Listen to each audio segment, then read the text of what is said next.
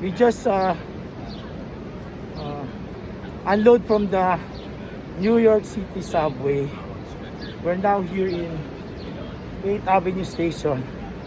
Did you know that the New York City subway is a rapid transit system owned by the City of New York and operated by the New York City Transit Authority? It has 36 lines, meaning 36 railways, and it houses 472 stations, meaning this is one station. There are 472 stations throughout New York City. Okay? It was built and operated since October 27, 1904. It is the oldest subway system in the whole wide world, and it is the most visited mass transit system in the world. Okay, let's walk towards the Rockefeller Center. See you later.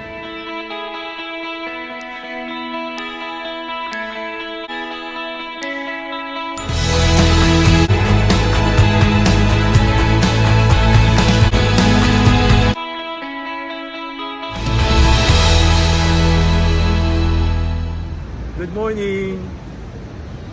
I'm here in Rockefeller Center. Behind me is Radio City and the NBC, the famous News Broadcasting Corporation, also known as NBC. The Rockefeller Center has 19 commercial buildings. I will show you around. And it has 14 out of the 19 buildings, the 14 Art Deco buildings. It has an area of 22 acres. It was built since 1931 and opened in 1933, and it was completed by 1939 by the Rockefeller philanthropic family.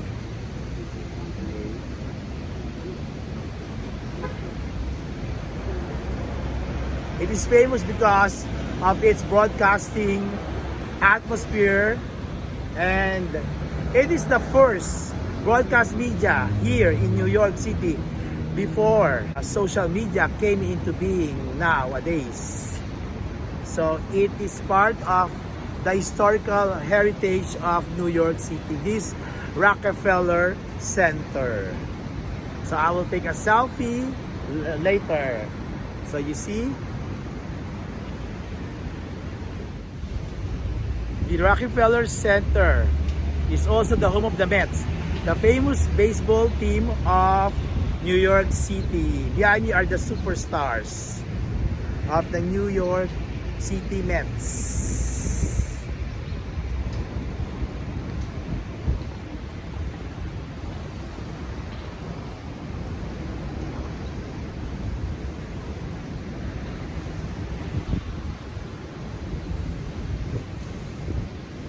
Baseball? Okay, let's go.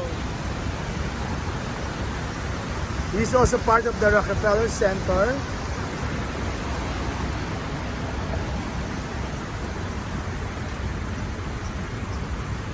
The tallest skyscrapers of Rockefeller Center.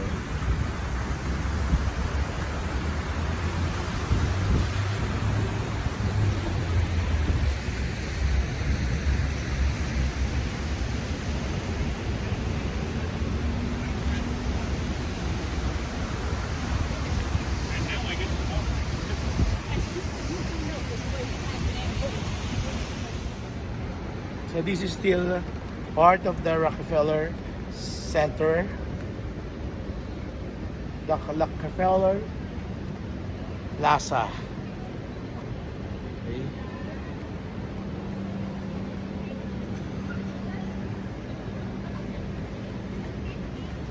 There are many people walking around this plaza because it is a historic landmark and very famous because it is home to the broadcast media here in New York City.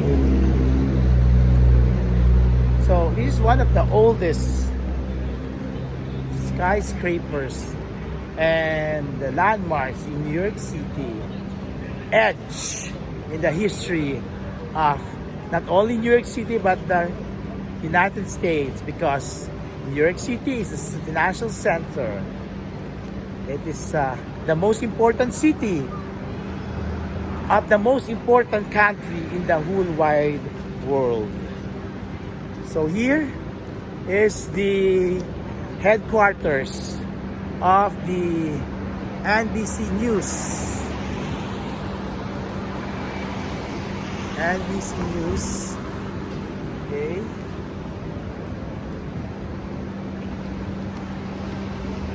Look around, this is the Rockefeller Center. I will take a selfie later. We're still in the Rockefeller Center. It is so huge. 22 acres of land.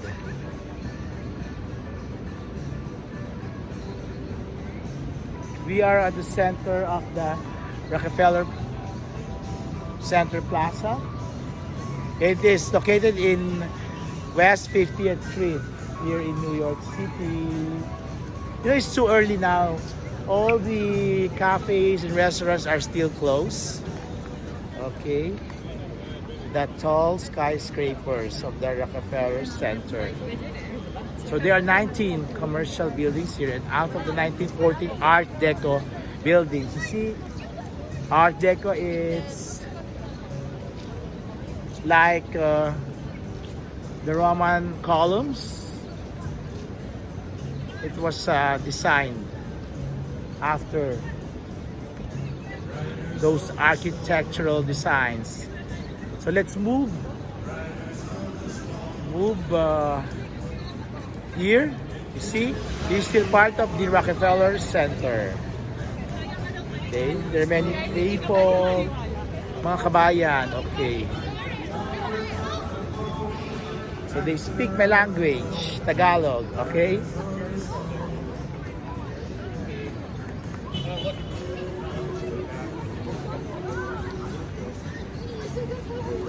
Okay.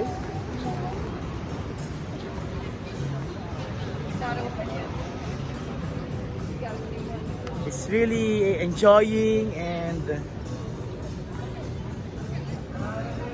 awesome to be in New York City here in Rockefeller Center.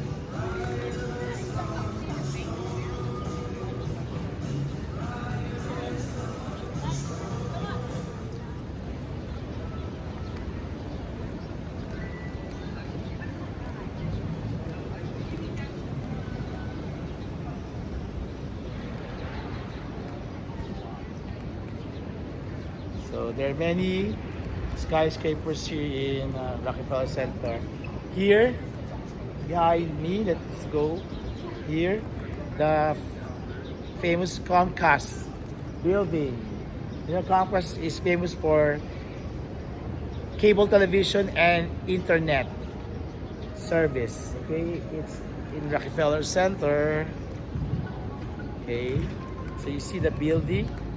The Comcast is really Art Deco. See, very tall. Okay. And here behind me is another building, the NBC News. Okay, so there are two buildings of the NBC here. There are many tourists around Rockefeller Center.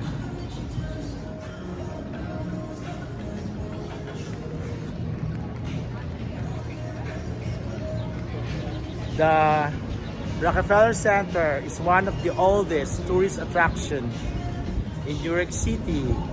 When it was fully opened in 1939, and construction started in 1931 to 1933. So it is one of the oldest tourist attraction in New York City after the Empire State Building. So it is really a historic landmark. We will never forget Rockefeller Center where it was built a century ago. It is still, it marks and it is already etched in the history books and in the annals of New York City.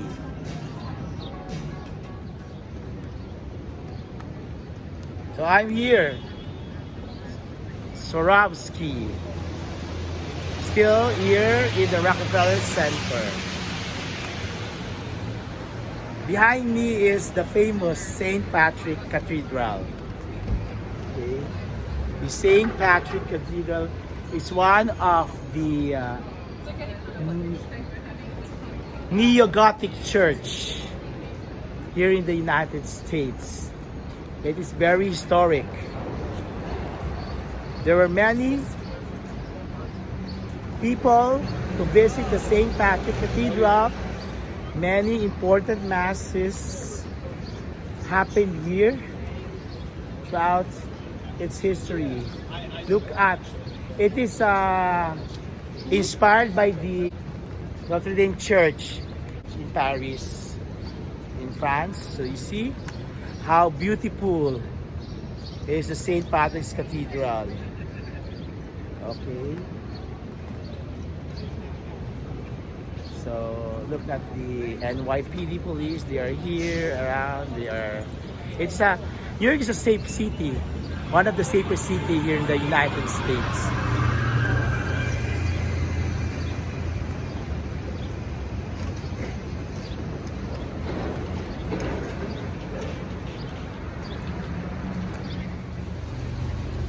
New York, New York.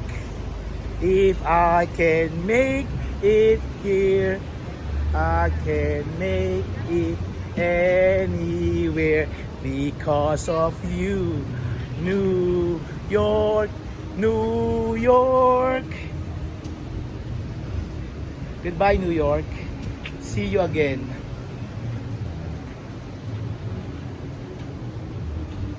If you haven't subscribed, please hit the right button of your desktop screen.